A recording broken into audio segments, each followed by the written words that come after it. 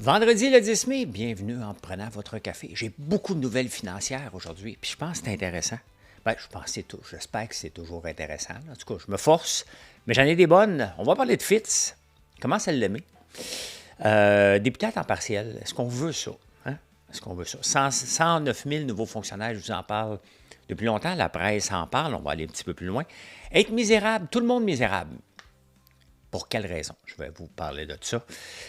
C'est pas juste ici que les villes en arrachent. En France aussi, en arrachent. Je vous amène en 1951. Il y a une nouvelle sorte de céréale intéressante qui n'est pas disponible dans toute la province. Et le Cirque du Soleil fait comme moi.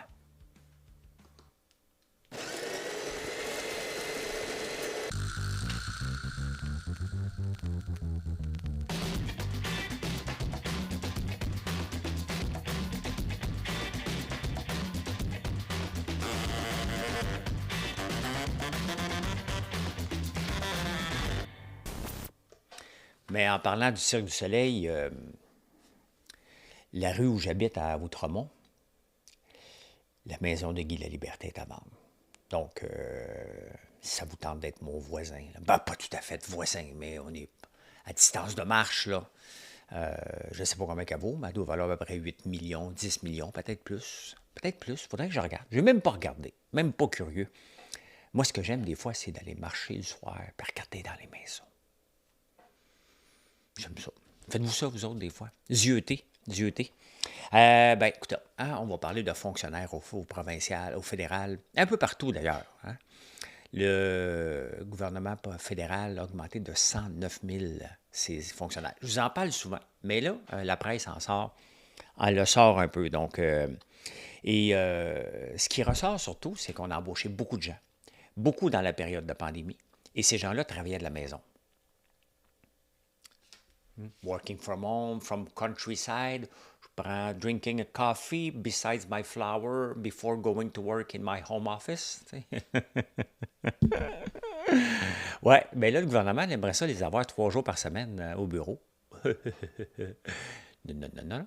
Et vous savez ce qu'ils nous promettent, ces fameux fonctionnaires-là? Ils font tout pour se faire aimer, là. Ils veulent pas retourner. Là, ils ont dit qu'ils étaient pour nous mettre des bâtons des roues tout l'été. Donc, si vous voyagez cet été, ils vont vous mettre des bâtons des roues. Puis on s'entend que les douaniers ne peuvent pas travailler de la maison. Donc, ils vont juste retarder le processus pour être solidaires avec leurs collègues qui ne veulent pas rentrer au travail. C'est ça. Et vous savez ce qu'ils demandent en plus, le syndicat? Tout pour nous faire aimer. Hein? On n'a pas mis le NPD au pouvoir. Et le NPD a tellement de pouvoir qu'il demande au NPD de bloquer tous les projets de loi de Justin Trudeau tant qu'il n'acceptera pas que les fonctionnaires vont travailler 3 jours, moins de 3 jours par semaine au bureau. Tu sais, quand ça arrive, ces genres de choses-là, en tant que gestionnaire, la seule chose que tu as le goût de faire, là, c'est toutes les forcer pour rentrer 5 jours parce que tu as le droit comme boss. Hein? Tu es un boss. Le gouvernement reste que c'est un boss, puis il a le droit de mettre ses propres règles de travail. N'en déplaise aux employés. N'en déplaise. C'est sûr que si ça va en cours, il y a un juge qui va dire non, non, non, tu ne peux pas forcer les gens à rentrer au bureau. C'est comme ça, on est rendu là. On est des wokistes. Hein? Il va couper 5 000 employés quand même, mais il va continuer à embaucher. Donc, l'économie, c'est de 4 milliards, mais l'impact des nouveaux employés, c'est 44 milliards. Ah, il faut en vendre du pétrole, payer ça. J'espère que vous êtes plus contre. Si vous êtes pour ça, vous n'êtes pas contre. Vous ne pouvez pas être contre le pétrole. Là. Suncor, d'ailleurs, j'ai hâte de voir dans les prochains mois, années, quel est l'impact de Trans Mountain. Pas que je triple sur le pétrole, là. Je suis comme vous. Il faut faire attention à la planète. Le réchauffement climatique est quand même assez évident. Mais on a besoin d'argent, puis c'est bien mieux que ça sorte de chez nous que de sortir d'ailleurs. On est rendu là. On est rendu là. Être misérable, tout le monde est malheureux. Je ne sais même pas qui chante ça. Tout le monde est malheureux tout le temps. Tout le temps. Ben, c'est un peu ce qui se passe avec les véhicules électriques. On en parle des véhicules électriques parce que c'est presque une mesure soviétique, hein, de dire maintenant, vous n'allez plus conduire ça. Nous, on a décidé pour vous que c'était pour des véhicules électriques. Le problème, ce n'est pas une technologie qui est éprouvée. Ce n'est pas une technologie qui est rendue à maturité, mais on essaie de l'emmener à maturité plus rapidement que le consommateur est prêt à payer. C'est ça. c'est ça le virage auto-électrique à tout prix. Souvent, tu n'as pas le choix. Tu sais, moi, si je veux mettre un produit disponible, si j'attends que les cuisines me le fassent et qu'il soit disponible, je ne l'aurai jamais. C'est normal, ils sont pris dans la poutine interne.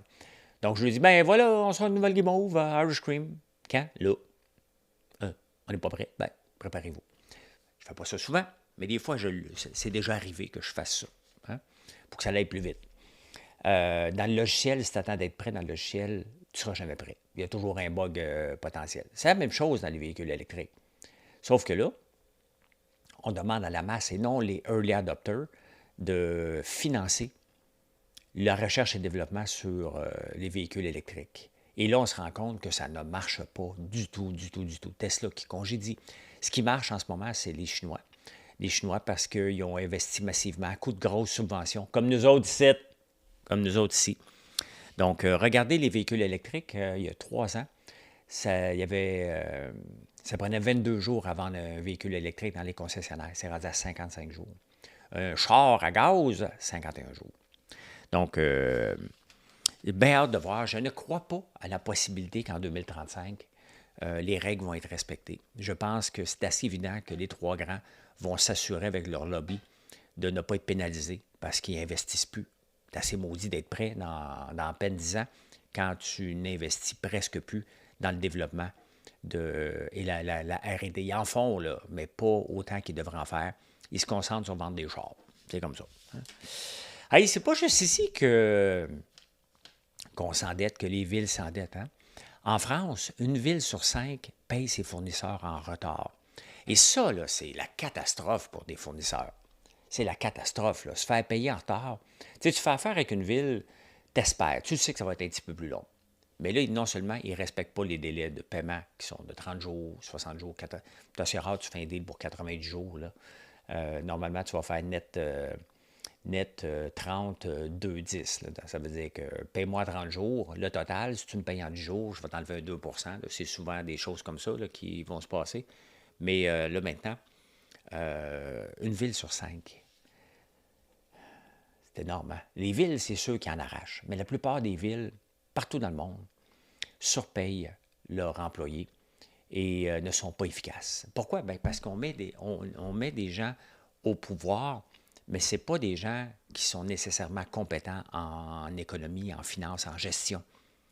Sont peut-être des travailleurs sociaux comme Valérie Plante, elle est peut-être bonne là-dedans.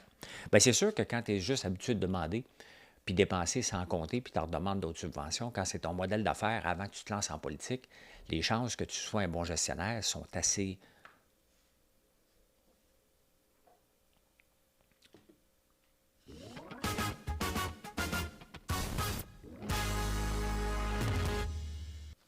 Je fais comme la ministre au fédéral qui s'est fait demander, pas la ministre, la porte-parole du Parti conservateur qui s'est fait demander, est-ce que Radio-Canada devrait fermer? Puis elle ne répond pas. Ils sont fantastiques, hein, pour avoir la clip des conservateurs. Ben non, on ne fermera pas Radio-Canada, mais c'est sûr qu'une grande révision est en train de se faire et doit se faire. D'ailleurs, toutes les entreprises, cette semaine, on a parlé de Post Canada, je vous en ai parlé régulièrement, qui doit être revu de fond en comble. C'est qu'on refuse, à un moment donné, on accepte le statu quo, ça ne marche pas, on rajoute des employés, ça ne marche pas, on rajoute des employés, ça ne marche pas, on rajoute des employés, puis à un moment donné, on se rend compte que, voyons, ça n'a pas de sens. Hein? Bien, c'est un peu ce qui se passe à la recherche de Top Gun. Là, on cherche des Top Gun partout. Hein? On s'est rendu compte, justement, qu'on mettait des gens peut-être pas incompétents, mais avec le syndrome de Peter. C'est que tout le monde atteint son niveau d'incompétence et on prend des gens qui n'ont peut-être pas la compétence pour gérer un réseau. Puis on dit maintenant, tu vas aller gérer un réseau, tu vas aller gérer ça. Alors que c'était peut-être des bons médecins avant, mais ils se sont ramassés avec une charge administrative qui n'était peut-être pas. Puis à un moment donné, tu dis, hey, je vais être PDG de ci, je vais être ça. Hey, c'est intéressant, c'est bon pour mon CV. Puis peut-être que ce n'était pas fait pour toi. Là, on cherche des gens de l'extérieur. Hein? Il y a Geneviève Guilbeault avec son nouvelle mobilité aussi qui va chercher un Top Gun. Ça tombe bien parce qu'il y a une cinquantaine qui n'ont pas fait le cut pour la Top Gun en santé. Donc, il doit y en avoir une couple de pas pire, des deuxièmes Top Gun. Mais ça dit quoi sur les employés? Ça dit quoi sur notre embauche au lieu d'embaucher à tout prix? Ce qu'on a besoin dans n'importe quelle entreprise, ce n'est pas des employés, c'est des ambassadeurs, des gens qui y croient, des gens qui ont le goût de venir travailler. Ce n'est pas possible pour tout le monde, mais si on ne cherche pas ça en partant, on va avoir que des employés qui viennent chercher une paye. Et ça, on ne veut pas ça dans une entreprise, peu importe c'est laquelle. On devrait être fiers d'aller travailler au gouvernement. Vous êtes fiers, je le sais, là. Mais on devrait être très, très fiers. On devrait dire, regarde, moi, je travaille là, puis regarde ce que je fais. Hein? La plupart du temps, vous allez dire, ouais, on travaille là, ouais, nous autres, on fait un bon travail. Vous allez vous expliquer par rapport à votre travail parce qu'on a un préjugé défavorable par rapport à ça. On va prendre une petite pause. J'ai le goût de l'applaudir. J'ai le goût de l'applaudir. Souvent, avant, j'avais le goût de faire ça avec Fitz. Maintenant, je l'applaudis pour ce qu'il a dit en mêlée de presse, en scrum, c'est même qu'on appelle ça, qui a demandé si c'était pour respecter son mandat. Puis il a dit, je ne le sais pas, on verra, on va finir mes affaires.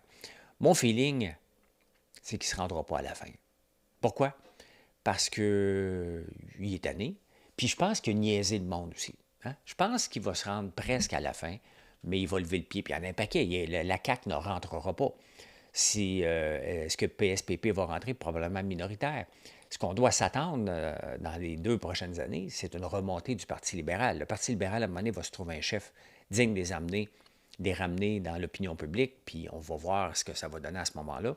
Mais la CAQ, elle n'a aucune chance. Fait que c'est sûr que François Legault a peu dû avoir une discussion avec son ami, parce qu'ils sont amis pour dire, Fitz, tabarnane, tu me mets dans le trouble, là. Mais je pense que Fitz s'amuse beaucoup avec ça, puis je serais pareil. Tu sais, à un moment donné, il faut admettre quel genre de personnage je serais en politique. Je serais comme Fitz. Voilà. Maintenant, il veut livrer. Le problème, c'est que je vous en parle souvent, puis regarde les nouvelles au point de vue des autos électriques puis des entreprises sont toutes en train de tomber. On parlait de Lyon tantôt. Donc, Fitzgibbon, est-ce que Nordvolt, alors que tous les grands ferment, Bécancour, Ford a mis la clé, le projet sur la glace, la clé, pas mis la clé dans la porte, il l'a arrêté. Ça arrête à peu près partout dans le monde les usines de batterie. Puis nous, on pense qu'une compagnie qui n'existait pas il y a 10 ans, qui est financée de façon obscure, surtout par des subventions gouvernementales partout, Nordvolt, leur qualité des 2 anciens, c'est des 2 anciens de Tesla. On les parle encore comme ça. Est-ce que ça a des chances de survie? Soyons réalistes. Soyons réalistes. La réponse, elle risque d'être non. Donc, si Nordvolt tombe, est-ce que Fitzgibbon resterait? Moi, je pense que c'est ça. J'avais un débat avec Victor l'autre jour. Lui, il ne croit pas que ça va tomber. Moi, je pense que Nordvolt ne verra pas le jour. Ce n'est pas d'être négatif, c'est de regarder qu'est-ce qui se passe mondialement, puis comment ça prend du cash, puis le burn rate est élevé, très, très, très élevé. Député à temps partiel, hein, le député Clich-Rivard, Guillaume Clich-Rivard, et il y en a eu d'autres dans le passé, puis Amir Kadir l'a fait aussi, Yves Bolduc l'a fait. Tu sais, est-ce que députés, quand ces gens-là continuent à exercer leur job, est-ce que ça veut dire que être député, c'est un job à temps partiel? C'est ça. En affaires, il n'y a pas de plan B, je vous le dis régulièrement, mais est-ce normal que d'être un avocat dans un bureau et de continuer? Tu sais, l'affaire, tu ne peux pas vendre ton bureau. Tu sais, le commissaire à l'éthique a raison. Il ne peut pas vendre son bureau. Le problème, c'est qu'il devrait. La question n'est pas est-ce qu'il devrait vendre son bureau. La question, est-ce qu'il devrait se lancer en politique, considérant qu'il y a un bureau d'avocat en immigration? C'est plus ça. Qu'est-ce qu'il fait en politique alors qu'il devrait gérer son entreprise? Elle est là, la question. Quelle est la motivation première de Guillaume Clich-Rivard, dans son cas à lui?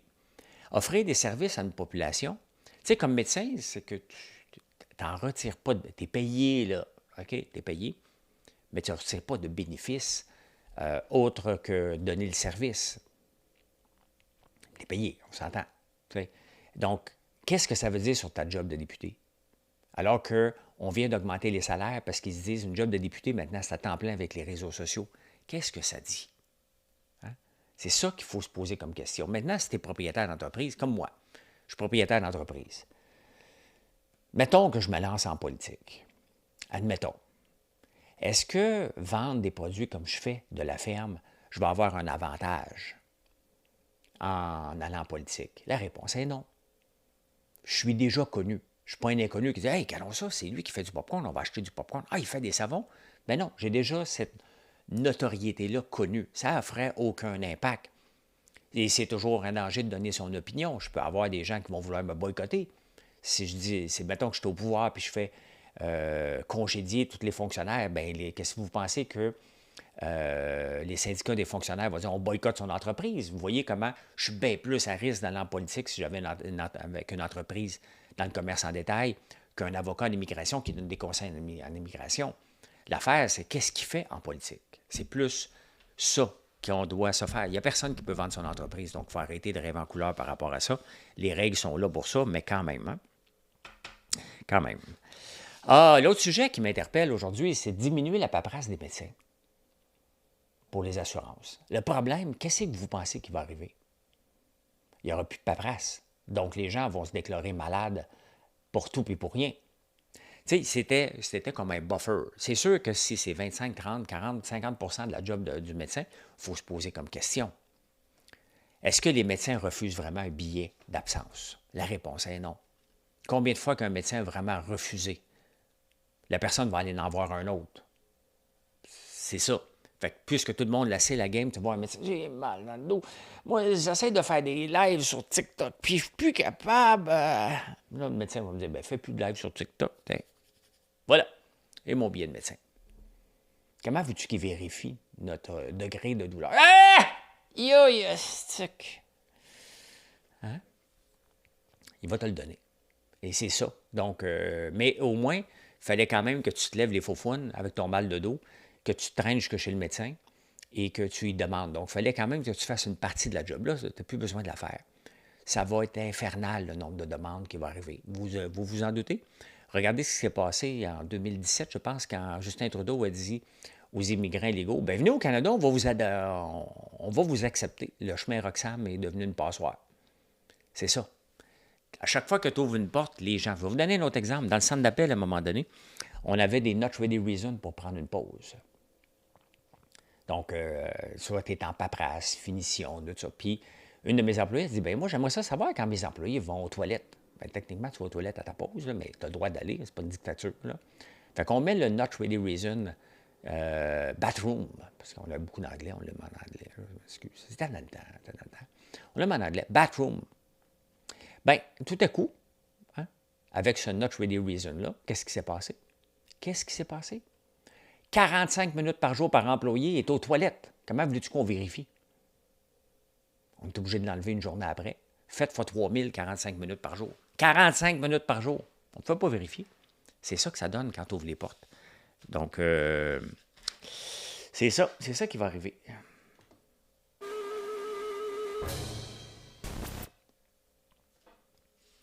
Une petite nouvelle intéressante. Ben, mes nouvelles sont intéressantes, parce que sinon je ne les ferai pas. Mais c'est tout petit, là, c'est léger, je vous amène ici. Ben, écoutez, il y a une nouvelle céréale. Hein? Une céréale à saveur mielée, tout le monde en mange. Ben, c'est assez spécial que tout le monde en mange. C'est nouveau. On est le 10 mai 1951. C'est fantastique de voir que 70 ans plus tard, ça existe encore, les Sugar Crips. Hein? Il n'y a pas de sugar needed. Pas added, les autres, c'était no sugar needed. C'est sûr, c'était du miel. C'était déjà sucré. Pour collation, quel aliment. Si pratique, si facile. Parfait pour les collations entre les repas. Ben oui, une collation, c'est entre les repas.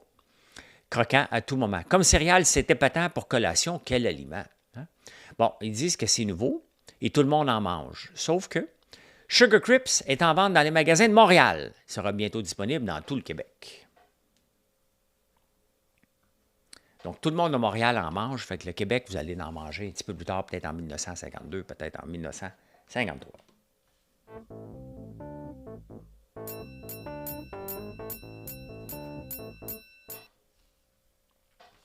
Hey, j'ai beaucoup de nouvelles financières. On va aller tout de suite voir TradingView, puis je vais vous jaser en attendant. C'est le logiciel TradingView. Ici, je vous montre Alstom. Que j'ai tendance à dire Alstrom avec deux L, c'est pas ça. Alstom, c'est Bombardier. Bon, ben, ils ont racheté les trains Bombardier.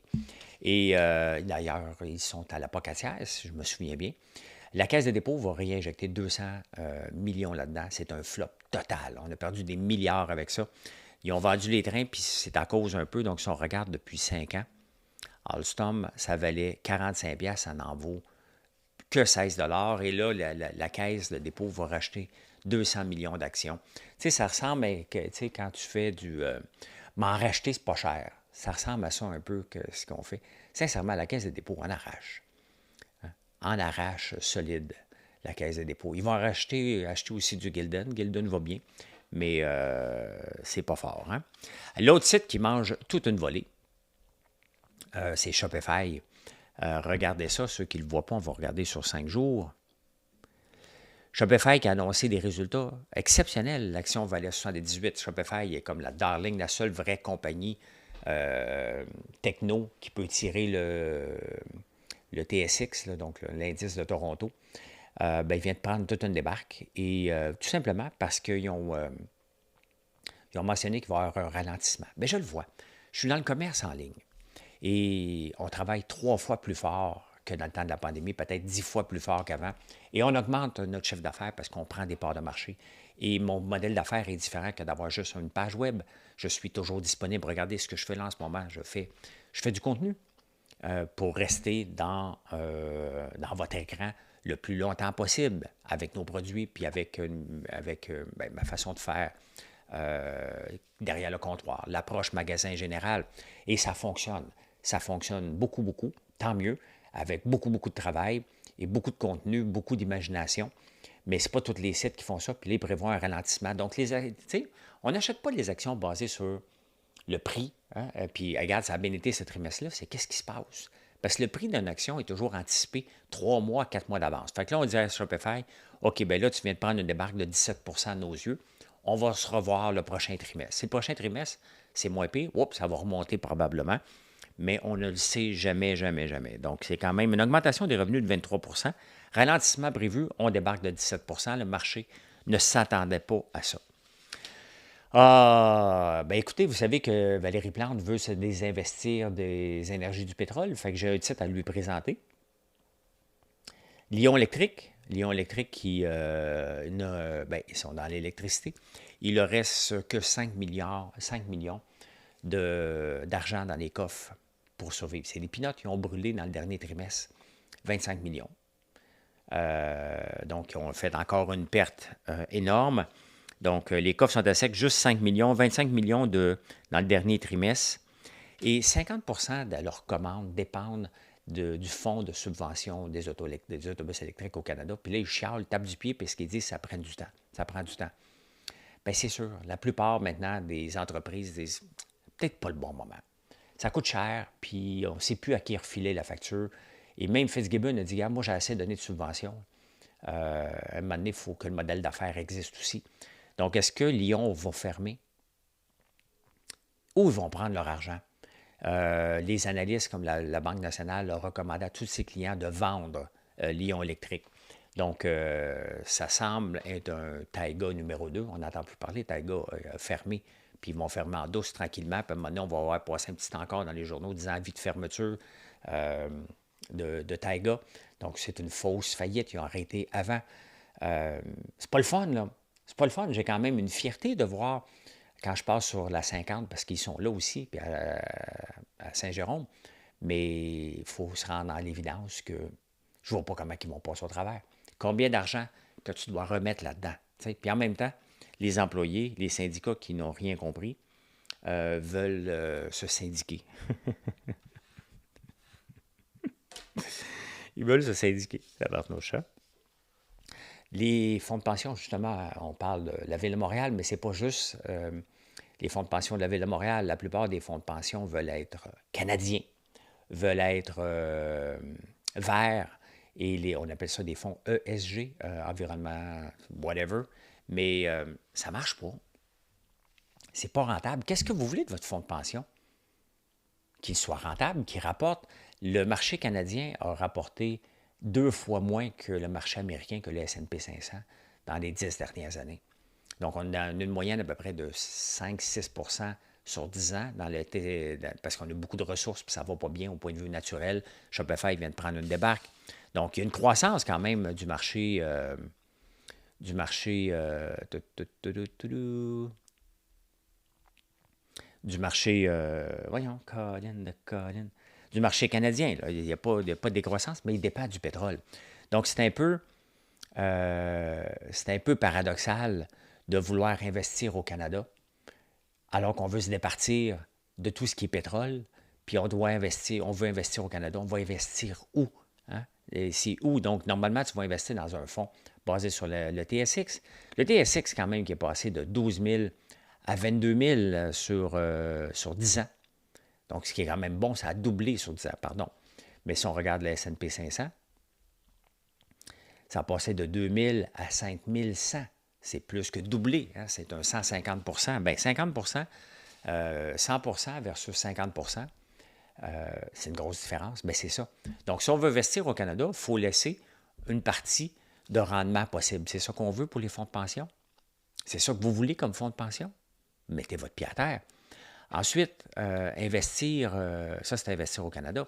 Et investir au Canada veut dire que tu vas acheter un peu de ce qu'est la composition de l'indice, que du pétrole. En même temps, tu vas acheter vert. Bien, regardez, Taiga, Lion électrique, les panneaux solaires, voulez-vous que je vous en nomme, tout ça, c'est vert et ça ne marche pas. Entre autres, puis en plus de ça, il y a des fonds verts qui faisaient du greenwashing. Donc, c'est ça qu'on fait en ce moment. On essaie de... Je ne sais pas à quel prix qu'on veut faire ça. Le but d'un fonds de pension, c'est si la compagnie est légale, il devrait avoir le droit d'investir dedans. C'est à la bourse, c'est qu'elle est légale. Point final. Et c'est la seule chose, le rendement en premier. Mais non.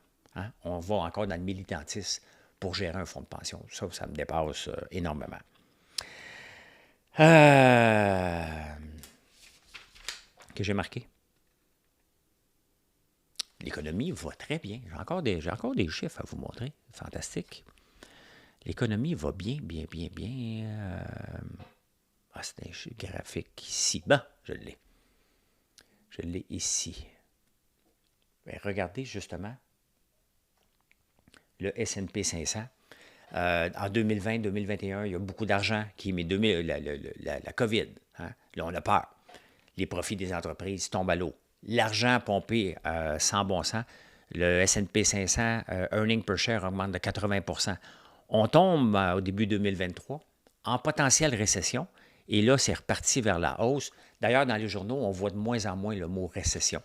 Donc, c'est intéressant. L'économie va vraiment bien. La productivité maintenant. Je vous ai dit, il y a beaucoup de nouvelles financières. La productivité depuis 2015 au Canada versus aux États-Unis. C'est ça qu'on veut investir. Hein? Si la croissance s'était maintenue de 2015 à aujourd'hui, comme elle était en croissance avant 2015, avant l'arrivée de Justin Trudeau, on aurait 4 200 $ de plus dans nos poches. 4 200. Aux États-Unis, on ne l'a pas. On a un manque à gagner de 4 200. Pendant ce temps-là, aux États-Unis, eux, la croissance s'est maintenue et eux ont 5 500 $ de plus dans leur poche au point de vue de dollar constant. Donc, avec l'inflation et tout, ici, on s'est appauvri de 4 200 depuis 2015. Aux États-Unis, ils se sont enrichis de 5 500. C'est ça l'ère Trudeau. Est-ce qu'on va le récupérer? À suivre, mais c'est ça. C'est ça. Ça va ici, insolite.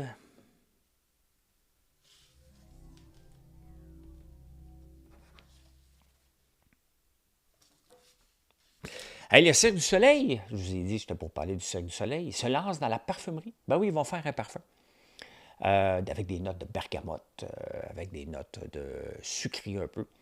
Je trouve ça cool. Il vend cher. Nous, on vend notre parfum à 89 $. Et il y a des notes de céleri, il y a des notes de patchouli. C'est un parfum mix, Cirque du Soleil aussi. Mais ils vendent 273 $. Tu sais, à un moment donné, dans la parfumerie, comme dans le reste, si vous regardez le prix de nos produits, le sérum et tous nos cosmétiques, on est raisonnable. C'est la même chose. Et pourquoi que je n'ai pas fait un savon puis une bougie avec cette fragrance-là que j'ai adorée quand je l'ai sentie? C'est tout simplement que faire de l'huile essentielle avec un céleri, vous pouvez vous imaginer, ça en prend beaucoup, mais ça sent super bon. Quand j'ai vu en France, quand j'étais allé en France l'année passée, j'ai vu beaucoup de parfums à base de rhubarbe. Et ça m'intrigue et je veux regarder ça pour un éventuel, ça sent super bon. Et très intéressant. Donc, voilà. Cirque du Soleil, parfum 273$. Revendez-vous des bébelles en ligne, vous autres, dans les marketplaces de ce monde? Bien, il y a beaucoup de fraude. Beaucoup, beaucoup chez eBay et tout ça. Marilyn, elle utilise beaucoup Marketplace pour ses affaires de Gaël quand il grandit. Mais tout se passe. Tu me payes rendu à la maison, puis il n'y a rien d'avance, puis il n'y a pas de deal tout croche. Donc, elle ne s'est jamais fait avoir. Mais un tiers des gens se font avoir, se font scammer sur les sites de revente. Un tiers, quand même. Hein? C'est énorme. C'est énorme. Et finalement, quand même, hein, 40% maintenant, on est rendu à 40% des couples, des personnes vivant en couple, qui n'ont pas d'enfants. Quand même 40%, c'est énorme. Puis, c'est un choix de vie, puis il faut respecter ça. C'est pas le fun de toujours avoir des enfants. J'aime mes enfants, là. De la job en tabarnouche. De la job, tu sais. Puis souvent, l'autre jour, j'avais une discussion avec les débatteurs, puis Emmanuel, celle qui nous met beau pour aller à la télévision, elle n'a pas d'enfant, puis elle a 40 ans. Puis à un moment donné, ben, on parlait d'enfant, puis elle s'est comme sentie reject. Il n'y a pas de reject à avoir. Hein. C'est un choix. C'est un choix. Et il faut être heureux avec ses choix. Des fois, ce n'est pas des choix qu'on a. C'est imposé parce qu'on n'a pas rencontré quelqu'un, puis l'horloge biologique a embarqué. Mais quand même, c'est 40%. 40%. Bien, moi, je peux dire qu'à 100%, c'est ça. Merci d'être là. Venez nous voir sur françoislambert.one et je vous souhaite un bon vendredi.